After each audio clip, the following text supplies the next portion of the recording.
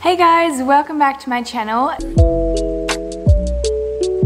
Today's video, I wanted to do a full day of eating from my new book called The Global Vegan. Who's watching it, it'll already be out. I am starving. Let's get started on the breakfast maple bacon pancakes. So as you guys can tell by the title of this recipe, maple bacon pancakes, we need to prepare some vegan bacon to go on top of our pancakes. And for my vegan bacon, I have used the recipe from my new book, except I swapped out the coconut chips for some young coconut flesh to try something new. And I'm really happy with the result. I think this might actually be the best recipe for it. So if you do have my cookbook, try out the recipe, but switch out the coconut chips for some young coconut flesh. Now to make this coconut bacon, I just marinated it overnight in the fridge and then placed it onto a lined tray and baked for 30 to 40 minutes at 130 degrees Celsius. You want it to come out looking pretty crispy. You may want to sprinkle a little bit of extra salt on it midway through to help it get really crispy and also make it taste salty like bacon does. So this is the leftover coconut bacon we had after eating some off the tray and serving it on our pancakes. So you can go ahead and store the extra coconut bacon in a container for any future pancake days. Okay, now it's time to start on the pancake mix. So to begin with, grab a large mixing bowl and I'm going to start with 1 cup of plain wholemeal flour. If you prefer to follow a gluten-free diet, you may like to switch out this flour for any kind of gluten-free flour. Add the flour to the mixing bowl over a sieve and add 1 tablespoon of baking powder. This will help to rise the pancakes and make them really fluffy. And finally, add half a teaspoon of sea salt and sieve all the dry ingredients into your mixing bowl. Make a well in the center of your bowl and then pour in 1 cup of plant-based milk. When making pancakes, I prefer to use soy milk, but you can use any milk that you please. Now, to sweeten the batter, I'm going to add 1 tablespoon of maple syrup. And to add some flavour, I'm going to add a teaspoon of vanilla bean extract. And finally, we're going to add some apple cider vinegar to our pancakes. Add 1 tablespoon. And I promise the addition of the apple cider vinegar will help to make these pancakes the fluffiest vegan pancakes you've ever eaten. Now, in the recipe in the book, I used plain flour and today I've used wholemeal flour.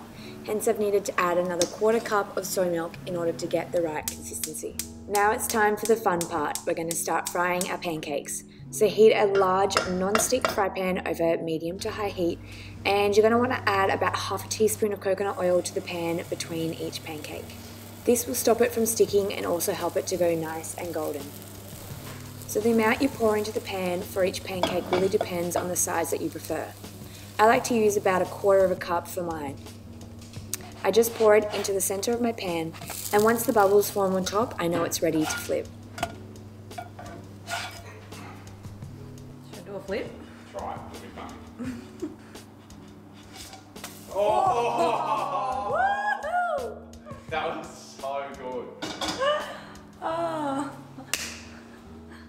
And while I'm making the pancakes, I always like to make a small pancake that we can munch on while we're cooking so that we can taste it and see if it's working out.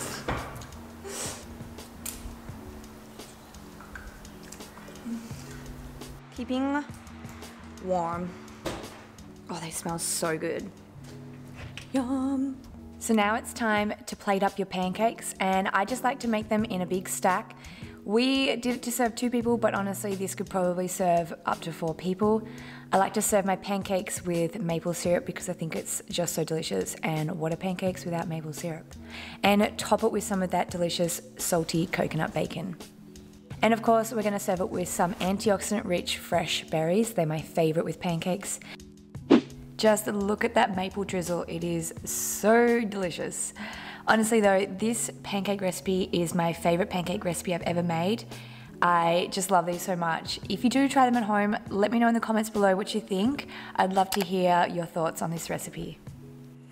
Okay guys, so now it is lunchtime and it is time to make the banh mi from my book. I think this is a good lunch dish because it's like a sandwich and you can pre-prep everything and then just put it all together that morning or that day at lunchtime, and it's something that you can share with other people. And yeah, I've pre-prepped most of the stuff, so it's going to be really quick to make.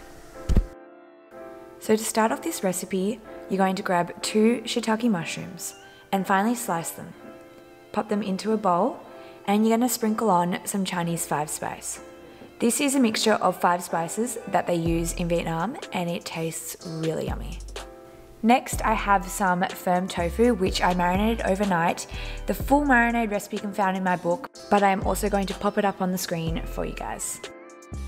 So we're going to throw the marinated tofu and those mushrooms into a pan, and that's going to go on the stove to fry off for about 3 to 5 minutes or until golden. And you want those mushrooms to be fully cooked and soft all over, because shiitake mushrooms shouldn't be eaten raw. Now, since this is a sandwich, I have used a baguette, which I found a sourdough version at my local farmer's market. You can use any kind of bread. And we're going to slice it open so that we can stuff it with all of the delicious ingredients. And those ingredients include a olive tapenade, and I bought this one from the farmer's market as well. Spread a generous amount of that olive tapenade because it adds so much flavor to the sandwich. Next, we're going to layer in our tofu, which we just fried on the pan, and top that with the mushrooms as well. Next, I have some pickled vegetables. I've used cucumber and carrot. Now, if you have been to Vietnam, you'll know that there is a lot of pickled veg in their food, and it is so delicious. The full recipe for my pickles is in the book, and I'll also add the recipe to the screen in front of you. Of course, being Vietnamese cuisine, there needs to be loads of herbs. I've used a mixture of Thai basil, coriander, and mint. Now, for the full banh mi experience, pack a ton of them herbs into your roll.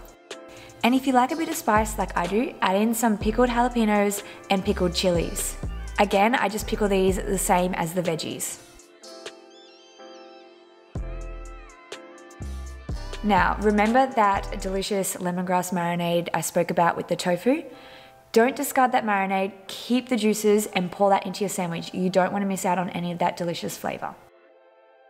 Now, the last thing that we need to put into the sandwich is a delicious Sriracha mayonnaise. And once again, I'm going to put the recipe for the mayonnaise on the screen for you guys. And you're going to want to drizzle a generous amount of the mayonnaise into your sandwich to finish it off. I add the Sriracha to add a bit of spice and a bit of flavor. It's really delicious. And it has aquafaba in it, which helps to get the mayonnaise a bit frothy and a little bit eggy like mayonnaise is. Well, I hope you guys have enjoyed my banh mi recipe. Like I said, it's essentially just assembling a sandwich once you've pre-prepped all of the ingredients. And you can make enough so that you can make these sandwiches for lunch every day for the week. Well guys, it is time to get started on the last recipe for today, and that is our dinner recipe, and I am making our calamari tacos from the book. I've decided to do this one because we've had a pretty big day of eating, and I think some light tacos would be a perfect way to finish off the day. I also want to show you guys the calamari recipe because I think it's pretty cool, and I think you guys are gonna like it. Now, in the recipe in my book, it calls for a cashew cream cheese, but I'm just going to reuse the Sriracha Mayo that I made earlier today. And I'm going to trim some sprouts for the tacos, and I've already pre-chopped some red cabbage.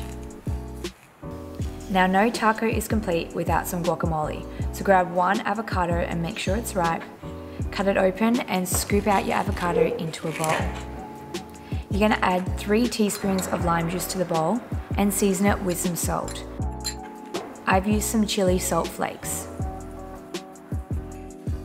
Mash these all together until it's nice and creamy and taste it to see if it needs a little extra seasoning. Alright, so now let's get started on my vegan calamari recipe. So grab out a large mixing bowl, and I've measured out 35 grams of tapioca flour. Add the tapioca flour to the mixing bowl and then begin to add water slowly as you're stirring. I added about 1/8 of a cup total. It may feel thick and sticky to begin with, but the more you stir, the more it'll pick up, as this flour is quite starchy. Now for the vegan calamari, we're going to be using konjac noodles. Konjac is a type of starch that is non-digestible to our system, hence it doesn't really contain any calories. But we're not using it for the diet aspect of it, we're using it for its texture. It has a rubbery texture, quite like calamari. I found these ones in the health food section of my supermarket. Now we're going to open the packet and drain them over the sink and rinse with some cold water. For this recipe, we only need about half of the packet, so I'm just going to use some scissors to chop them into small pieces into my bowl. Fold the konjac noodles through the tapioca mix till they're fully coated. And then you're going to sprinkle in about half a teaspoon of salt. You're also going to add half a teaspoon of black pepper. Stir the salt and pepper through the noodles. Now you're going to grab a plate and half a cup of panko crumbs. Mix in 1 teaspoon of wakame flakes. Place the panko crumbs onto a plate. Pour the calamari mixture over the crumbs and then toss the two together to coat evenly. Now it's time to fry our calamari. So heat a small fry pan over medium to high heat, and I'm frying with some avocado oil. I like to use avocado oil when I'm frying because it has a high smoke point. Since we're frying but not deep frying, you will need to add a bit of oil to get it nice and crispy. I add about a tablespoon, but you can add as much or as little as you like. Once the oil is hot, drop one noodle in just to test to see if it starts to bubble. If it sizzles right away, then your heat is ready. Pour in all of the calamari to your pan and let it fry on one side. Once it appears to be going golden underneath, you can flip it and give it 2 or 3 flips to make sure it's golden all over. You may like to transfer it to a tray and place it in the oven to continue to bake and crisp up while you prepare the rest of your ingredients. Now for the tortillas, I've used a corn tortilla. These are a gluten-free option, and I chose these because the tacos we ate in Mexico were mostly served on corn tortillas. You need to cook these on the pan for about 15-20 seconds on each side without any oil. Now to construct your taco, I like to start with a smear of the Sriracha Mayo. Then I'm going to top it with some shredded red cabbage and a handful of your fried vegan calamari. This is the main ingredient of the tacos, so you want to make sure there's quite a bit of the calamari on there. Next, we're going to top it with a generous dollop of guacamole. And to garnish it, I've added some pickled red onion, some jalapenos, and finally some of those sprouts. So guys, that is my vegan calamari tacos. Obviously we're going to have more than one, but I like to cook each tortilla fresh so they're still nice and warm and crispy. I actually have 4 or 5 taco recipes inside my book, so have fun with it and try all the different ones inside of there. Well guys, that concludes today's video. I hope you've enjoyed coming along for a full day of eating from my new book, The Global Vegan. I've popped all the links below so that you guys can grab a copy for yourselves as well as the ebook. And yeah, I hope you enjoy these recipes. Please try them at home and let me know what you think. And thank you guys for watching. Bye!